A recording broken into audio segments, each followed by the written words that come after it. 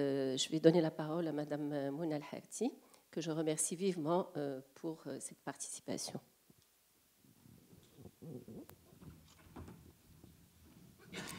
Merci, Dr Randi. Donc, comme l'a mentionné Dr Randi, je suis spécialisée dans la fiscalité lorsque j'ai été invitée à donner cette conférence, ça m'a paru opportun, notamment avec la préparation des bilans qui ont lieu à la fin du mois d'avril, donc le dernier délai avant le 1er mai.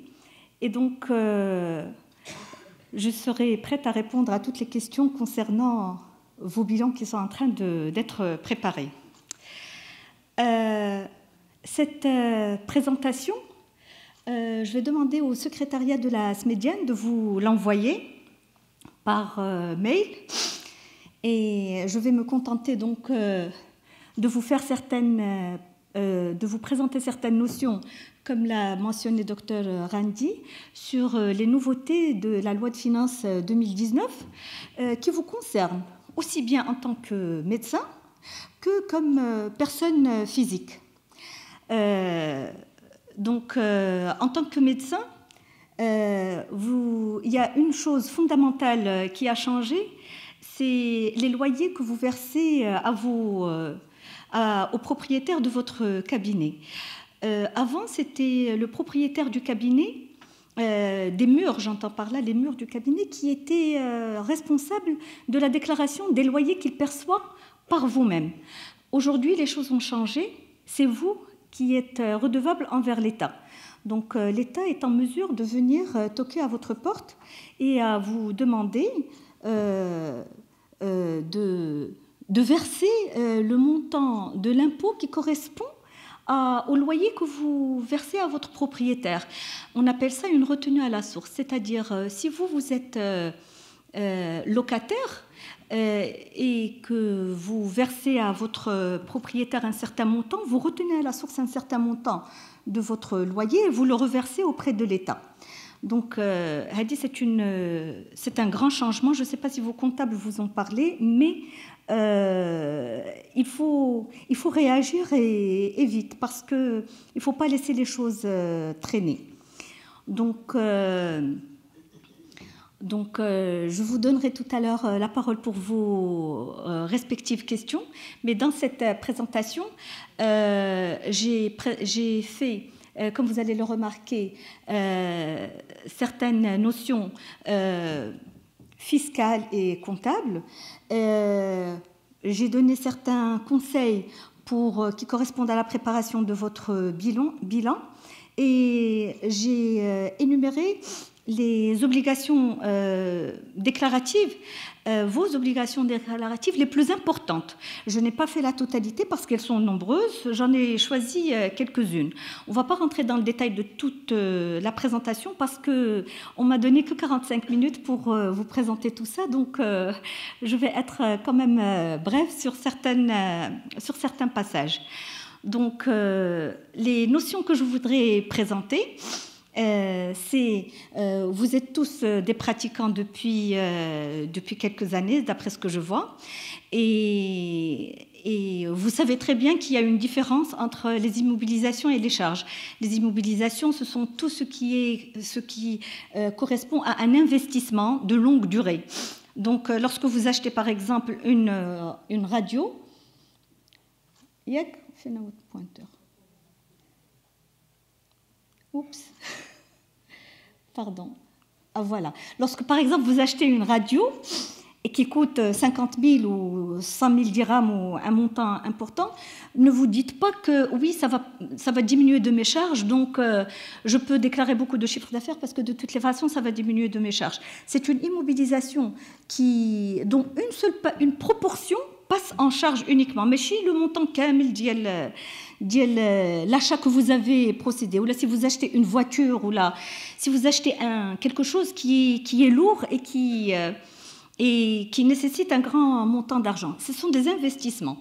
Donc, ici, vous avez une idée des immobilisations que l'on peut trouver. C'est le matériel médical, les aménagements de votre cabinet, le bureau sur lequel... votre bureau avec tout le mobilier qui correspond, la salle d'attente, les ordinateurs, bien sûr, et la voiture lorsqu'elle est utilisée pour les besoins de la profession. La voiture, la question qui est toujours posée par les médecins, c'est est-ce que je la prends en leasing ou bien je la prends en financement ou bien je la finance de mes fonds propres ou bien comment je fais. Le meilleur moyen, à mon avis, de financer la voiture, c'est le leasing parce que tout le montant de la location passe en charge. Donc, vous pouvez optimiser vos déclarations en achetant une voiture par leasing. Et les charges, comme vous le savez, donc les charges ce sont des choses plus légères, on va dire, dont la durée de vie est inférieure à 1 an, on va dire, entre guillemets. Ça n'est pas en relation avec le montant de la charge. Bien sûr, les immobilisations sont plus lourdes, mais il peut y avoir une immobilisation qui ne coûte pas beaucoup d'argent, mais qui est immobilisée. Donc les charges, la durée de vie est longue, qu'est-ce qu'on est là, on les utilise dans le quotidien. Vous, en tant qu'endocrino, vous n'avez pas beaucoup d'achats consommables. Donc, mais il y en a très peu, mais il y en a. Donc, vos factures d'eau, d'électricité, vos factures de téléphone, tout ça, ce sont des charges parce qu'elles contribuent au fonctionnement quotidien de votre cabinet. Donc, le loyer également. Et donc là, je vais présenter la notion dont je vous ai parlé tout à l'heure. Comme vous le voyez ici, c'est vous qui êtes dans l'obligation, selon la nouvelle loi. Et je tiens absolument à souligner ça parce que aujourd'hui, vous ne vous rendez pas compte, mais dans une année, lorsque vous allez commencer à recevoir les lettres de l'administration et les lettres de la direction d'où vous relevez, vous allez vous dire oui, on aurait dû faire ça, donc il vaut mieux réagir maintenant et plus rapidement. Ce que je voudrais souligner également à travers cette présentation, c'est qu'aujourd'hui l'administration fiscale, c'est une administration informée, intelligente, alerte. Elle réagit. Avant, on attendait les 4 ans. On recevait les relances, dit vous n'avez pas déposé votre déclaration, là vous n'avez pas versé votre impôt. Aujourd'hui, le mois qui suit, on est relancé par l'administration. Elle n'attend plus le délai de prescription de 4 ans pour réagir. Elle est intelligente dans quel sens? Tout est dématérialisé. Et elle est informée dans quel sens? Elle détient l'information qui provient aussi bien de vous, en tant que personne physique, lorsque vous achetez quelque chose, lorsque vous investissez quelque chose, lorsqu'il y a un contrat qui est passé quelque part, et de vos fournisseurs. Donc l'information de tous les côtés. Donc c'est une administration qui est informée. Et il faut prendre ça en considération. Aujourd'hui, l'administration fiscale ne travaille pas comme il y a 20 ans. Et donc, vous aussi, vous ne devez pas travailler comme il y a 20 ans. Votre quotidien et votre fonctionnement, le fonctionnement de votre petite entreprise, parce que le cabinet dentaire, le cabinet d'endocrino est un cabinet, représente une petite entreprise. Donc, il faut le gérer en tant que tel. Il ne faut pas laisser le comptable faire tout. Il faut que vous preniez les choses en main et que vous soyez conscient, parce qu'en fin de compte, qui c'est qui va passer à la caisse? C'est vous, c'est pas votre comptable. Donc c'est pour ça qu'il faut que vous soyez au courant de ce qui se passe et pour que vous soyez en mesure de réagir en temps opportun. Donc je vais donner un petit exemple pour la nouvelle mesure qui concerne les loyers. Pardon. Donc, par exemple, si votre loyer est de 5 000 dirhams, vous, le médecin, l'endocrino, il doit prendre 500 dirhams par mois et le déposer auprès du fisc, du trésor. Donc, la recette c'est informatisé. Le comptable fait ça en 2 temps, 3 mouvements. C'est pas une tâche difficile. Je parle uniquement de l'obligation, parce que qui dit obligation dit, en cas de non-respect de l'obligation, sanction. Et c'est ça ce que nous voulons éviter. Nous voulons éviter les sanctions. Donc, Ceci dit, il existe une demande d'option qui est faite par le propriétaire. Il a en tant que professionnel, en tant que médecin, il a la demande d'option. C'est une demande qu'il fait lui-même chez lui par procédé électronique. C'est lui qui va s'occuper de sa déclaration à la fin d'année et ce n'est pas le médecin.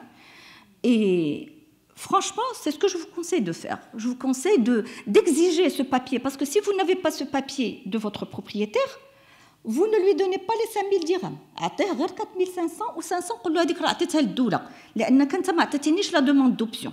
هذا العام الأول ça va être une année un petit peu difficile parce que c'est nouveau pour tout le monde. Et donc c'est pour ça que certaines erreurs seront admises, mais l'administration va les majorations. Donc, si vous n'êtes pas en règle avec cette mesure, elle va vous dire la fameuse phrase personne n'est censé ignorer la loi. Tout le monde doit respecter la loi et doit être au fait des informations. Donc, parmi les autres charges, les produits d'entretien, les charges d'entretien et les frais de personnel. Pour le personnel, vous avez soit une assistante et une secrétaire. Donc, c'est dans cet ordre-là. Donc, ici, je voudrais juste donner une petite notion sur le salaire, parce que la plupart des gens, en donnant 2000 dirhams à l'assistante, on pense qu'on a vraiment donné le salaire minimum, parce que dans notre tête, le salaire minimum est de 1500 dirhams ou 1600 dirhams. Le salaire minimum se calcule par heure, parce que c'est un salaire minimum qui est calculé sur la base d'un calcul fait par les inspecteurs du travail, etc. Donc, et en comptant un certain nombre d'heures travaillées de façon hebdomadaire, 44 heures par semaine, en comptant sur la base de 8 heures par semaine, 8 heures par jour, plus les samedis matins, ça donne 44 heures. Donc, le salaire minimum est d'à peu près 2665 dirhams. C'est de l'arrondi, hein, j'ai arrondi. Vous avez aussi à votre charge les frais de la CNSS. C'est comme si ce sont des frais fixes pour vous, parce que des frais fixes qui vont évoluer, parce que avec l'ancienneté de votre salarié, avec sa situation qui change, donc vous allez avoir des charges qui risquent d'augmenter un peu quand même. Donc vous avez presque 30% qui, en plus du salaire, qui vont à la CNSS. Lorsque votre employé a une tranche de revenus taxables, parce que nous savons que les revenus taxables sont ceux qui dépassent 30 000 dirhams par an, c'est l'employeur qui paie, c'est vous l'employeur, c'est vous qui payez l'impôt qui correspond à son salaire. Mais autrement, le SMIC, il est exonéré d'impôt parce que quand on calcule les bases imposables, on trouve qu'elle est inférieure à 30 000 dirhams par an, donc il n'y a rien à payer. Donc, ما ترفدوش الهم لهذا l'impôt ديال le salarié ديالكم. Donc, un petit exemple du salaire de base plus les prestations à la CNSS. Donc le salaire de base est de 31 000. La CNSS vous revient à 8 900 sur la base du salaire minimum que je vous ai dit. Donc le total, c'est de 40 000 dirhams à peu près. Donc, je voulais donner les notions de base immobilisation et charges, et je voudrais donner aussi des notions de base qui concernent le chiffre d'affaires et les profits, les bénéfices. Beaucoup de gens disent nous sommes taxés sur la base de 38%. Oui, vous êtes taxé sur la base de 38% lorsque votre revenu arrive à un certain niveau. Vous êtes taxé sur la base de la cotisation minimale. Donc, je veux passer à l'essentiel. Voilà, le chiffre d'affaires. Donc, le chiffre d'affaires, c'est ce que vous encaissez tous les jours. Tous les jours, lorsque vous recevez des patients, vous devez suivre les patients que vous recevez dans un registre pour votre propre gestion. Comme je vous ai dit, vous êtes une petite entreprise, donc vous êtes dans l'obligation de faire un suivi de vos revenus et de votre activité. باش كتعرف حتى انت واش هاد l'activité واش مخرجك ولا ما مخرجكش. ماشي غير شنو كتصرح الضرائب. هذاك اللي كتصرح الضرائب c'est une déclaration. Mais vous devez savoir si c'est rentable pour vous ou pas. Donc là, vous avez un chiffre d'affaires qui est taxé à la fin de l'année qui suit à hauteur de 6% par an. C'est la fameuse cotisation minimale. En janvier, كيعيطك الكونطابل وكيقول لك شنو غادي نصرحوا هذا العام. انت كتقول له شحال صرحنا العام الاخر، زيدني شي شويه، نقص شي شويه، لا هذا العام صفرت بزاف، لا il faut plus faire ça. Comme je vous ai dit, l'administration fiscale, c'est une administration qui sait tout ce qu'il y a. Donc, essayez de vous approcher le maximum possible de vos revenus pour ne pas avoir à vous justifier auprès d'une administration qui sait ce qu'il y a à travers vos relevés bancaires, à travers vos achats, à travers votre train de vie, etc. Donc, vous avez la cotisation minimale que vous devez déclarer, donc on a dit, à l'année N+1. Mais comme je dis ici, il ne s'agit pas de l'impôt définitif, parce que l'impôt définitif, il va être justement déterminé à la fin du mois d'avril. À la fin du mois d'avril,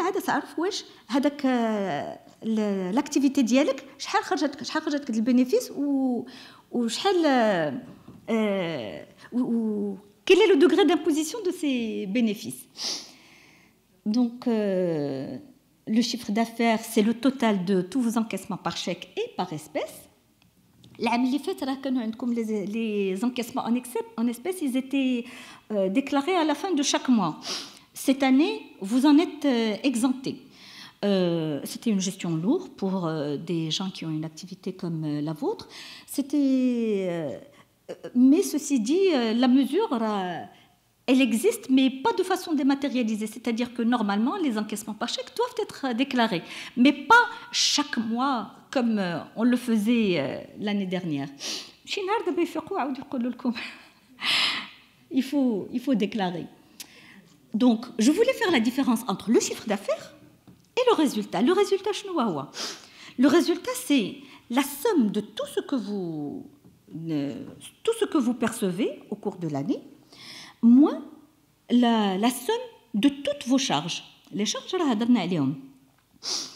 donc, ça donne lieu à un résultat. Lorsque le résultat est positif, c'est un bénéfice, donc vous êtes taxé, et il est normal que des médecins et des bénéfices, parce que mettez-vous en tête que si un médecin a un déficit, l'État va l'observer de près, parce que ce n'est pas normal qu'un médecin ait un déficit. Et lorsque c'est positif, c'est un bénéfice donc, sur lequel on est taxé. Donc le calcul de l'impôt sur le revenu, comme je vous ai dit tout à l'heure, 38%. On a l'habitude de dire oui, nous sommes taxés sur 38%. Le mode de calcul de l'impôt sur le revenu se fait sur la base de ce bénéfice dont on a parlé. Et donc, on va calculer le bénéfice multiplié par le taux que je vais vous montrer tout de suite, moins une somme à déduire. Ça, c'est pour faire le calcul rapide de l'impôt. Donc, le tableau il récapitule toutes les tranches de revenus. Lorsque votre revenu est entre 0 et 30 000 dirhams, vous êtes exonéré. Rappelez-vous le cas de votre assistante qui perçoit le salaire minimum et qui est exonérée. En général, pas tout le monde, mais en général. Lorsque votre bénéfice est entre 30 et 50 000 dirhams, vous prenez le bénéfice. Maintenant, vous 32 000 dirhams de bénéfice, 32 000 dirhams, multiplié par 10%, il y a 3 200 moins 3 000 dirhams. Il y a donc 32 000, moins 10%, 3 200 moins 3 000, il y a 200. Donc vous allez payer 200 dirhams d'impôt. La même chose, si votre revenu est entre 50 000 et 60 000 dirhams, vous payez, encore une fois, 52 000 dirhams multiplié par 20%, moins 8 000 dirhams. C'est une façon de calculer rapidement le montant de l'impôt. Et lorsque votre revenu lorsque votre bénéfice, c'est-à-dire le chiffre d'affaires kamel, on consomme les charges kamlin, est supérieur à 180 000 dirhams, à ce moment-là, vous êtes taxé sur 38%, moins 24 400, et c'est le montant de l'impôt que vous allez devoir payer. Donc il y a des gens le complément que nous payons en novembre, en avril. On appelle ça le complément. Et justement, parce que je vais vous montrer le tableau qui suit. Ça, c'est pour un médecin, et ça, c'est le cas d'un autre médecin. Le médecin, il a eu un bénéfice de 125 000, et il a payé une cotisation. Ils ont pratiquement les mêmes chiffres d'affaires. Ils ont 400 000 à 480 000. Donc, il a payé une cotisation minimale de 24 000. Et lorsqu'on place le 125 000 dirhams dans la grille que je vous ai montrée tout à l'heure, 125 000 dirhams, il est placé ici. 125 000 dirhams multiplié par 34%, moins 17 200, ça me donne 24 000. Ça me donne 25 455. Donc, j'ai déjà payé 24 000 au début de l'année. 25 moins 24 est égal à 1400. Donc, c'est le complément, n'est-ce pas, que nous payons à fin avril. Avant 2016, le complément que nous payons, nous arrivait de la... Voilà, vous devez payer, vous avez déjà payé 24 000, maintenant vous devez compléter votre imposition par 1414 dirhams, et on appelait ça l'impôt sur le revenu rôle.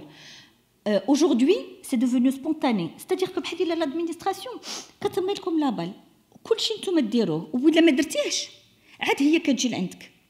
Donc vous devez payer spontanément, comme je vous dis ici. Et cet autre médecin, il a eu un résultat fiscal de 57 000 et il a payé 28 000 sur la cotisation minimale, en tant que cotisation minimale. Donc l'impôt à payer dialogue est 3 750. J'étais à 3 550. Et il y a 57 000 multiplié par le taux, toujours dans le cadre du tableau de tout à l'heure. Donc à maintenant 3 500 de l'impôt. Donc il a déjà payé 28 000, ce qui est supérieur, donc il n'aura rien à payer.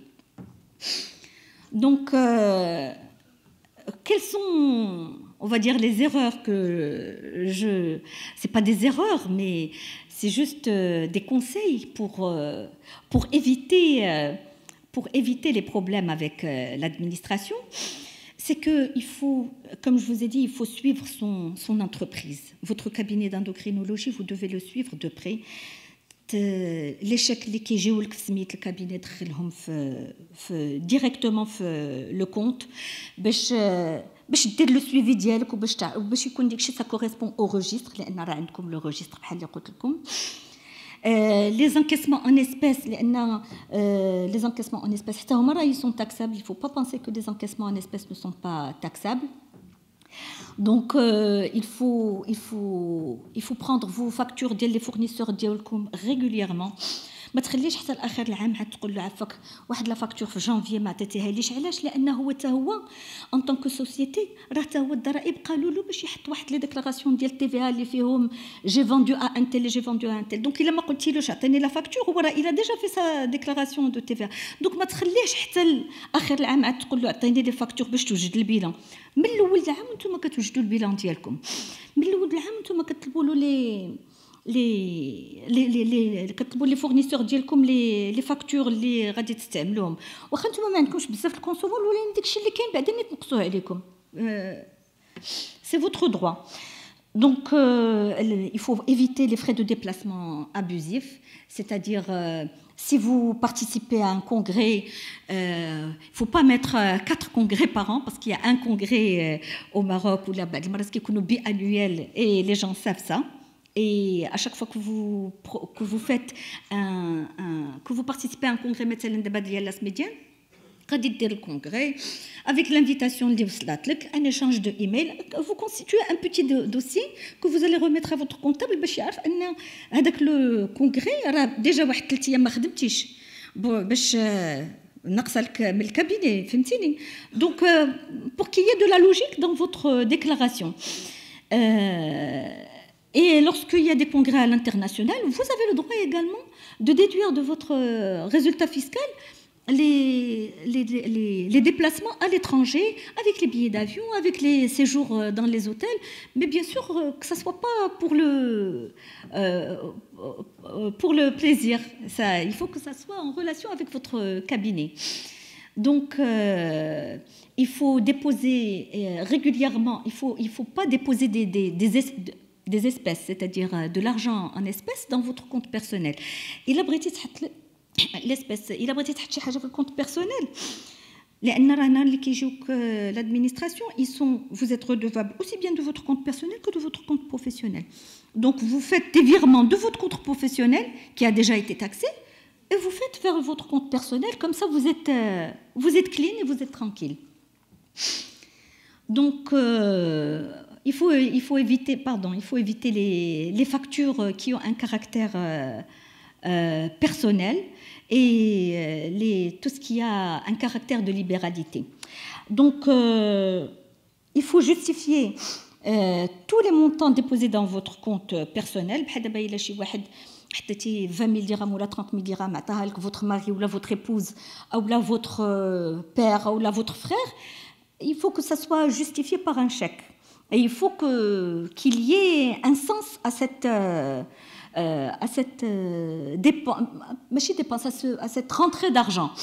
Et il faut que ça soit justifié. Il faut que vous soyez toujours alerte à l'idée que si on vous pose une question sur tel montant, ne vous dites pas « oui, je peux dire que quelqu'un m'a prêté, oui, on peut... » Quand on commence à « on peut dire, on peut justifier », on est déjà vers la voie de celui qui est sur la défensive et c'est pas bien. Donc, le plus on est clair, le plus on est en règle avec la loi. Donc, comme je vous ai dit tout à l'heure, il faut que tous les chèques soient déposés عندكم في الكونت ديالكم. Il faut faire un petit suivi. Parfois, il y a un chèque rejeté. Il faut faire tout de suite la relance avec la banque. Pourquoi tel chèque a été rejeté? Et il faut le remplacer ou le changer. Il faut quand vous payez, à chaque fois que vous payez un chèque à votre fournisseur, tout de suite, il vous faut la facture. Ne donnez jamais de chèque sans qu'il y ait la facture. Il faut que ça soit sur le champ pour éviter les problèmes avec votre fournisseur. Et les virements à la CNSS, il faut faire très attention. Parfois, quand le compte de la CNSS, votre compte n'est pas approvisionné, il se peut qu'il y ait un rejet de la CNSS et la CNSS, il faut les suivre de près. Il faut savoir qu'ils vont vous relancer à la fin de l'année avec le fameux état récapitulatif qui vous dit vous n'avez pas payé tel mois, alors que dans votre esprit, vous avez payé parce que vous signez tout en général, ou là vous demandez à votre comptable de faire les virements nécessaires avant le 10 de chaque mois. Mais si votre compte n'est pas approvisionné, il y a un rejet qui est alerté à la fin de l'année, et donc on paie et le principal et les majorations. Donc voilà, il faut que toutes les factures soient libellées en votre nom.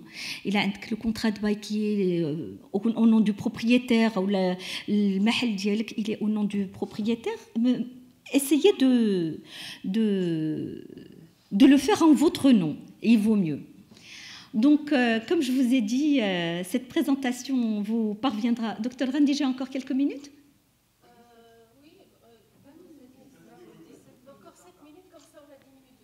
D'accord, encore 5 minutes. 7 Très bien. Donc, je passe aux obligations déclaratives. D'abord, tout est dématérialisé à partir de 2017. Et c'est plus facile pour vous, et il y a les avantages et les inconvénients. Donc,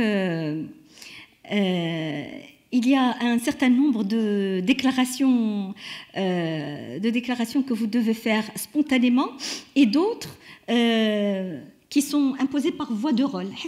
Imposées par voie de rôle, c'est-à-dire انت جالس في الكابيني ديالك وكيجيك لو رول من عند الدولة. بحال دابا راه وصلت لنا لا TSC ولا باتونت كتجي من دابا شويه. لا باتونت هي لا تاكس بروفيسيونيل. اكسكوزي موا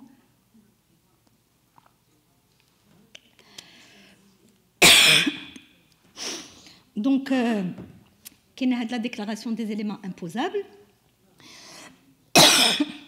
La déclaration des éléments imposables, excusez-moi.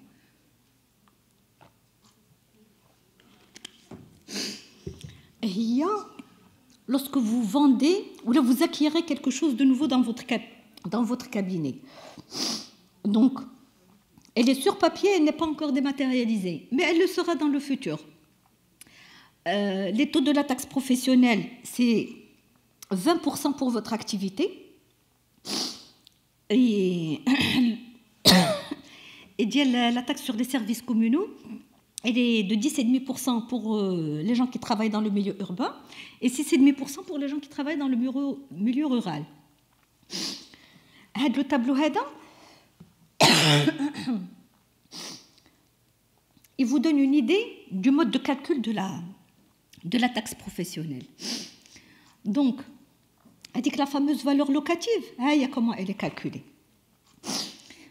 Les installations techniques, le cabinet, la radio, le mobilier, etc., tout ce qui est fixe.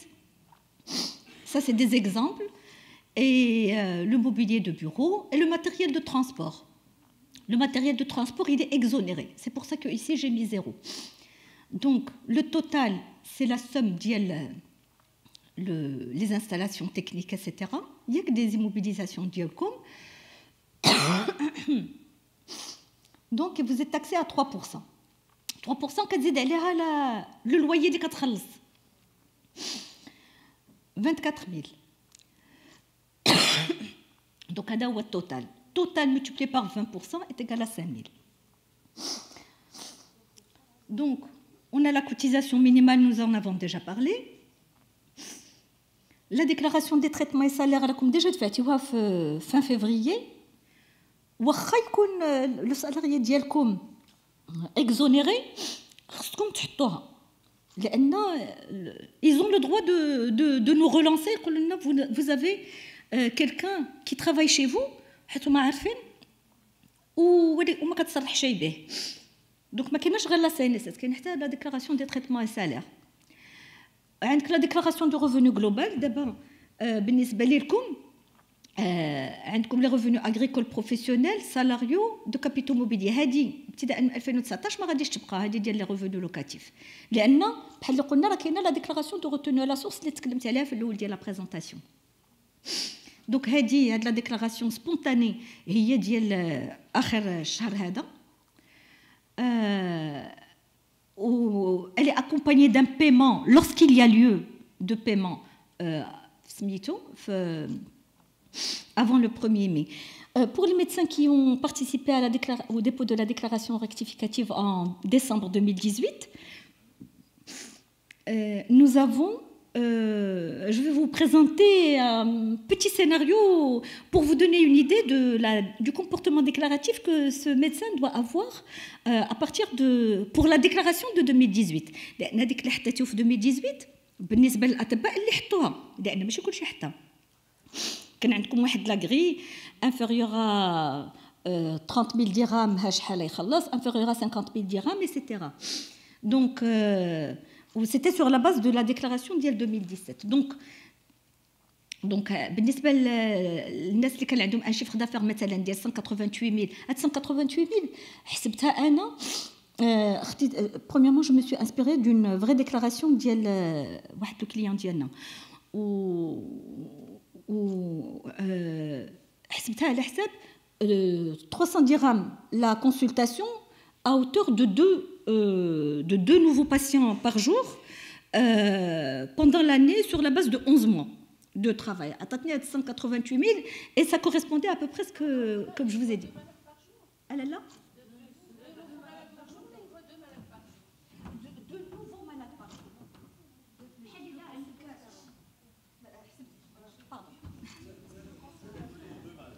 Deux nouveaux malades.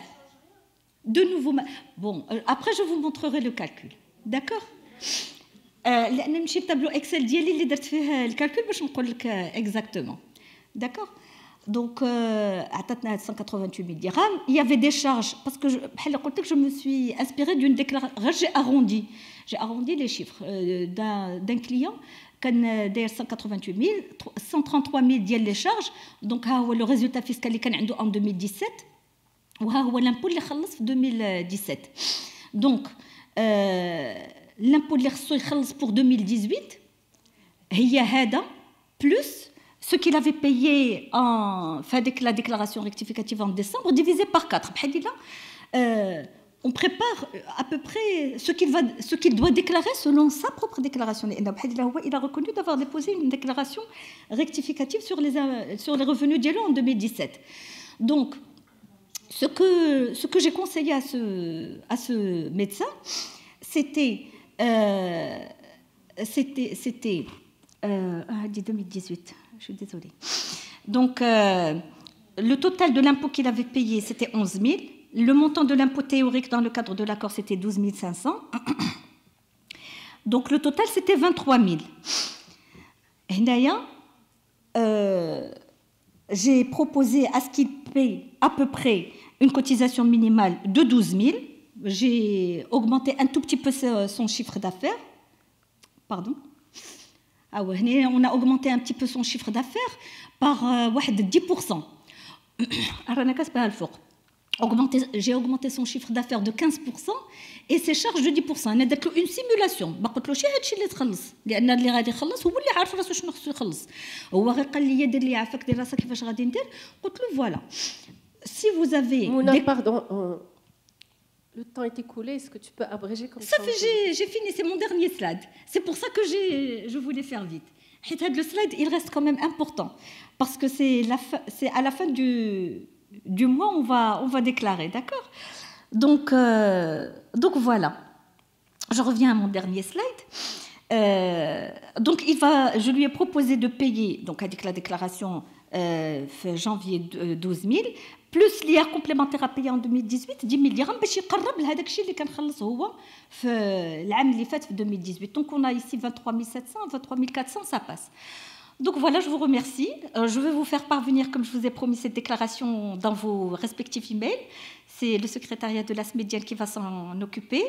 Et j'espère que cette présentation vous a été utile et je reste à votre disposition pour toute éventuelle question supplémentaire. Merci Madame Harti. L'exposé était très intéressant, très détaillé. Merci, monsieur.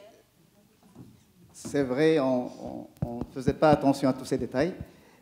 La plupart d'entre nous laissent le comptable faire. Et je crois qu'il est temps de suivre ces déclarations. La parole est à la salle. C'est Hassan.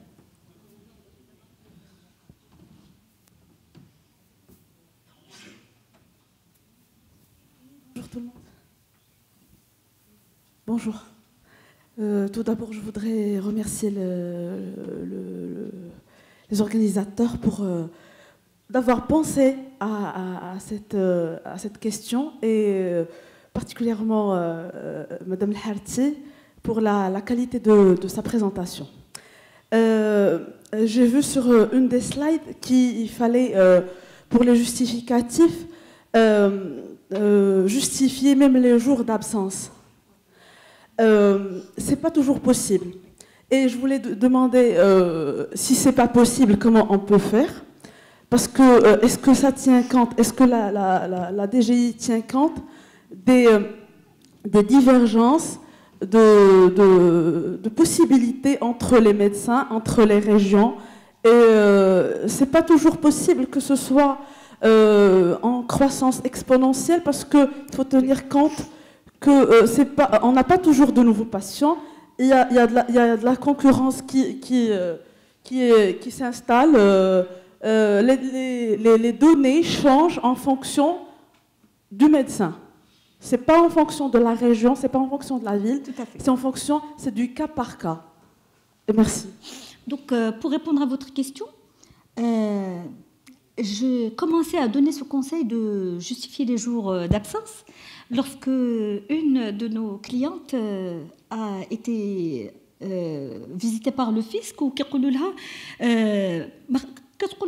j'étais enceinte, je ne voulais pas travailler, maman était malade, je devais l'accompagner, mon fils a eu des problèmes, je n'ai pas... J'ai travaillé dans le privé pour pouvoir justifier. Je suis Je suis auto-employeur et je n'ai pas à justifier devant qui que ce soit. Pourquoi j'ai demandé ça? Parce que j'ai le fisc qui قلب فين يلصق. Et lorsque on est fatigué, lorsque je demande ça à titre de prévention, avoir un certificat médical ou là avoir, je sais que si ça ne vous dit pas, si j'ai pas envie de travailler, je ne travaille pas. Je suis dans le libéral. Et d'ailleurs, le nom l'indique et le justifie. Je suis une profession libérale. Mais il y a tout ce qui accompagne.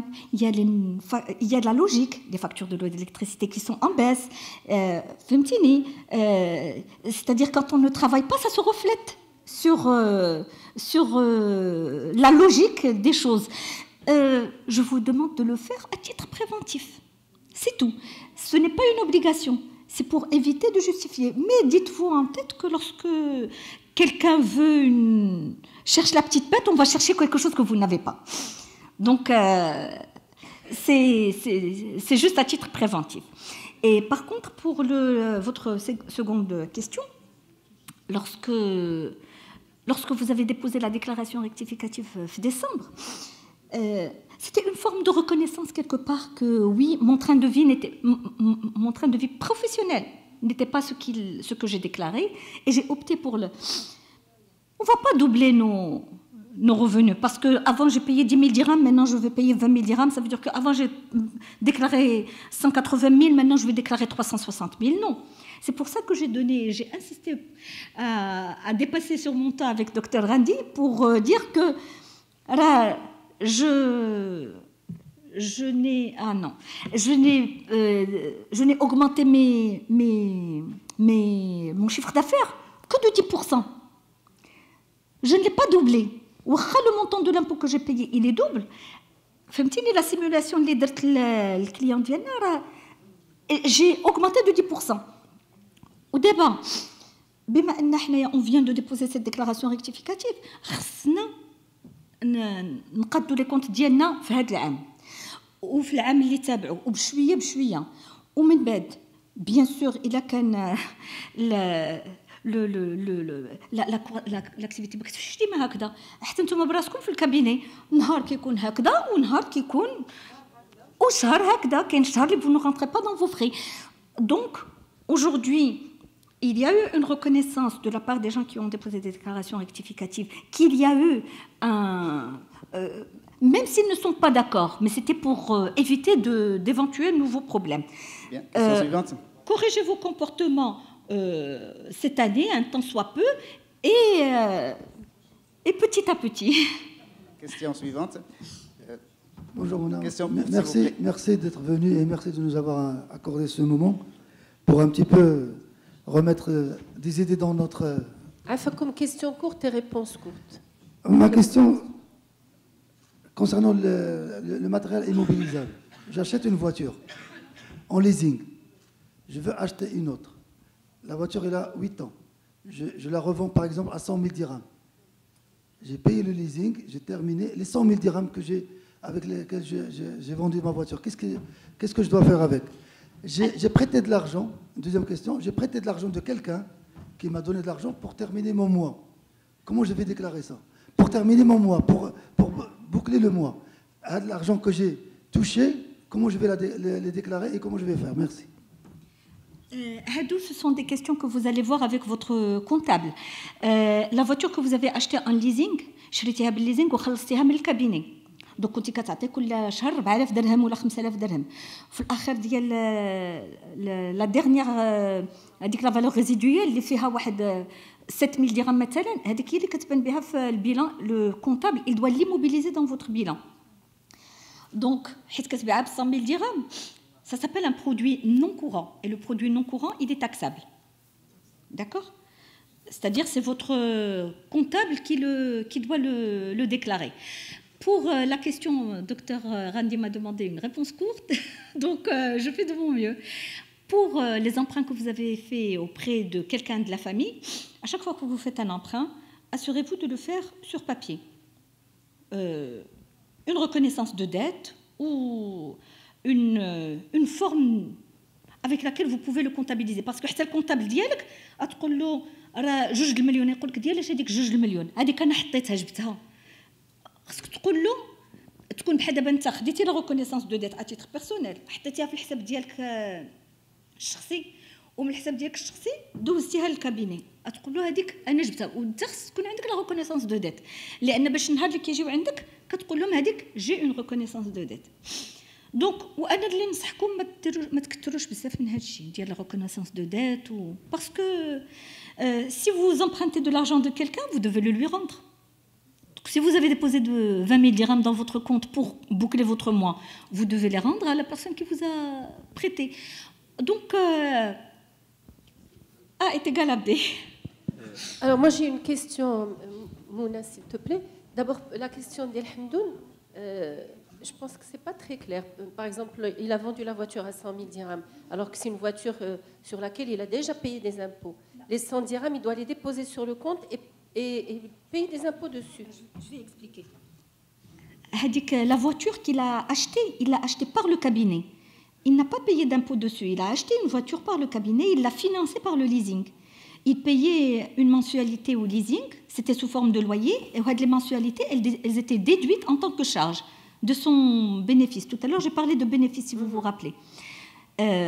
Donc, il a déjà bénéficié de la déduction des charges locatives ديال leasing. من بعد هذيك لا فواتور دخلها للكابيني، وراحت كيدخل لا فواتور للكابيني كدوز لا فواتور لا فينيت ديالها، ليسانس ديالها، الاصلاح ديالها، لا فيزيت تكنيك ديالها، tout ce qui est en relation avec la voiture lorsqu'elle est utilisée pour le cabinet. C'est à votre comptable de faire ça. انت خصك غير تعرف. Donc, حيت كيبيعها مثلا ب 100 000 dirhams après 7 ou 8 ans, هذيك 100 000 dirhams خصها تدخل. علاش؟ لان لا فواتور الي immobilisée في البيلان، خصو يخرجها من البيلان، يخرجها بهذاك لو، فهمتيني؟ c'est un produit non courant. Il faut déposer cette somme sur le compte du cabinet et donc ça. ابار الا كنتي شريتي لا فواتور في الكونت بيرسونيل هذيك ما. Même si c'est 100 000 dirhams, c'est pour acheter une autre voiture. وديك الساعات يشري اون اوتر فواتور بصحته وراحته. C'est clair.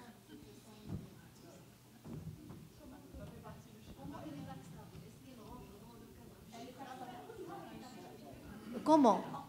Est-ce que ça Elle est taxable dans le bénéfice de. Il se rajoute sur le bénéfice. كتدخل في البينيفيس ديالك. على لا فواتور ما كايناش شي فواتور كتباع ب 100 000 dirhams بعداني. دونك هذاك لو مونطون ديال لا فونت دو لا فواتور، حيت كتكون لا فواتور ديال الكابيني وكتبيعها اللي الكابيني الكابيني اللي ديال دارك، فهمتيني؟ الا شريتي الطوموبيل انتيا شخصيا ماشي الكابيني، صافي هذيك ديالك بعتيها بشحال ما بغيتي راه هي ديالك.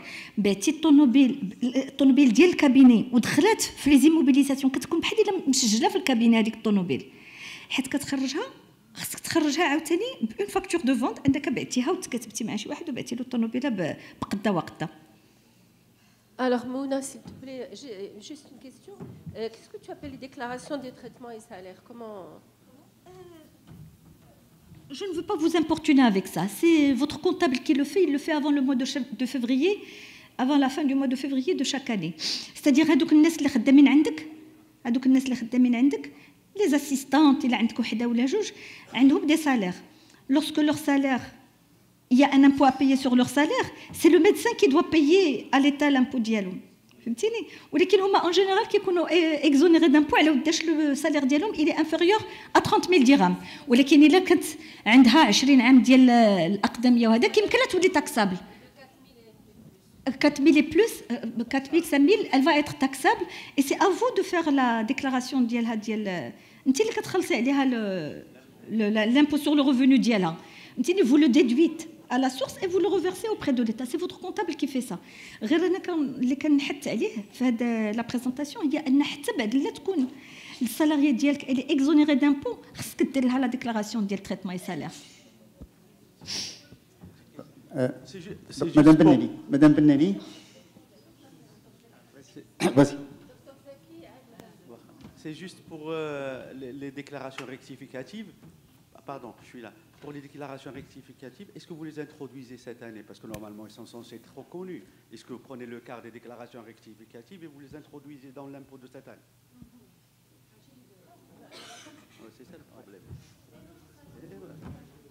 Ce que je voulais dire par déclaration rectificative, lorsque vous avez participé lorsque vous avez déposé votre déclaration rectificative en décembre 2018, c'est une forme de reconnaissance, comme je vous ai dit.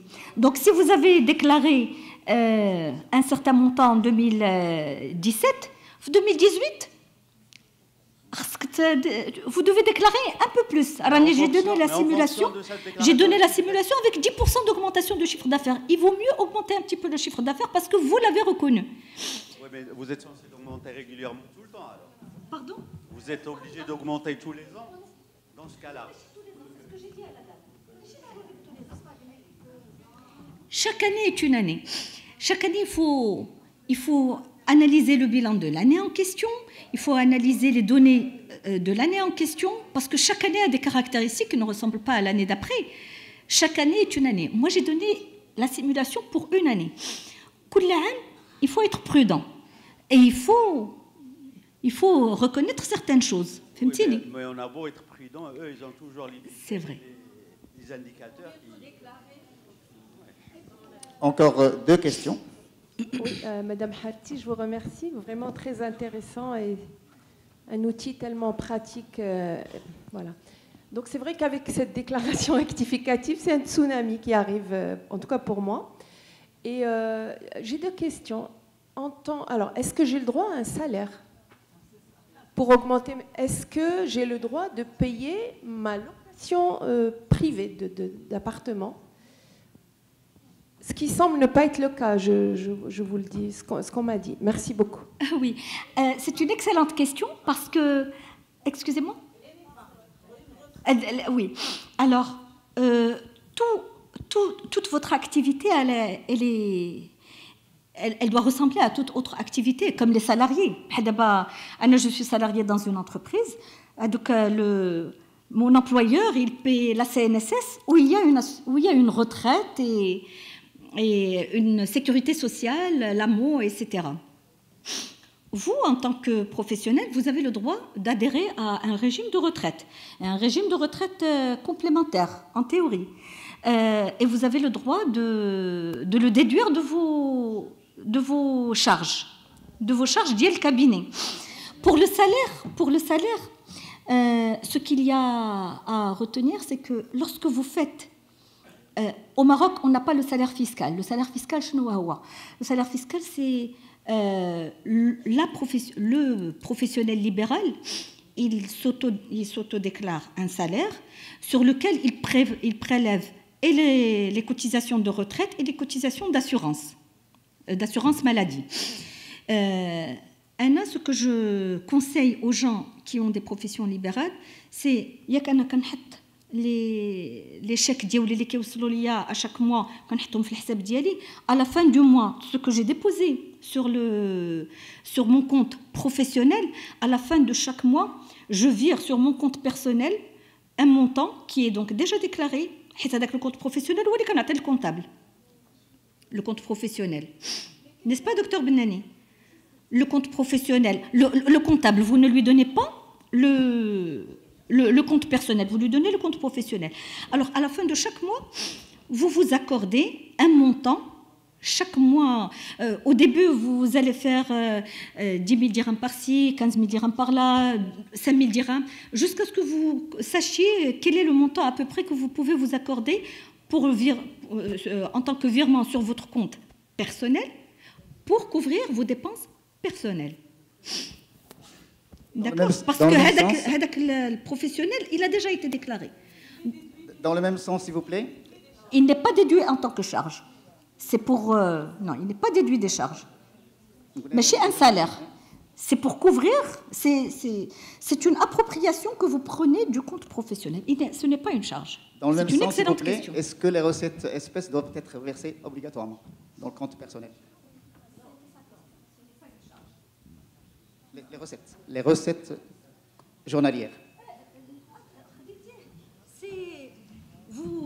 vous avez pris de votre activité un montant pour couvrir vos dépenses personnelles, pour... Mouna, l'épargne retraite, c'est déduit des impôts, mais une fois qu'on est retraité, qu'on arrive à l'âge qu'on a décidé, eh ben, non, ils prennent une part très importante de l'épargne. Alors, il faut le savoir.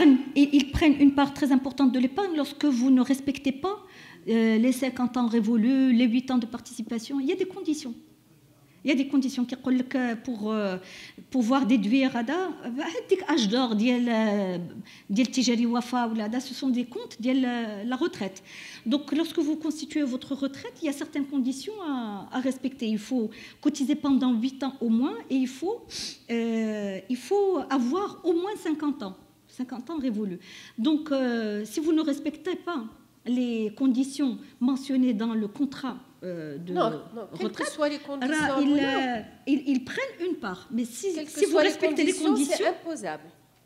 Une fois qu'on veut récupérer, on s'est dit, bon, par exemple, j'ai 200 ou 300 000 dirhams d'épargne, je veux les récupérer à 60 ans, eh ben, je vais payer des impôts sur les 200. Je ne vais pas les récupérer, Cameline. Là. Ça dépend des contrats qu'on a signés. Non, ça n'a rien à voir avec les contrats. C'est l'État qui prend sur l'épargne. Alors, pour le cas de la je vois ce que vous voulez dire. Parce que c'est soit vous prenez des mensualités, soit vous prenez... Il y a un abattement qui se fait, il y a des choses dans le cadre de la loi. C'est plus compliqué, je ne peux pas l'expliquer tout le débat. Mais ça reste une excellente question. Merci beaucoup, Mouna. C'est très intéressant. Il y a beaucoup de questions.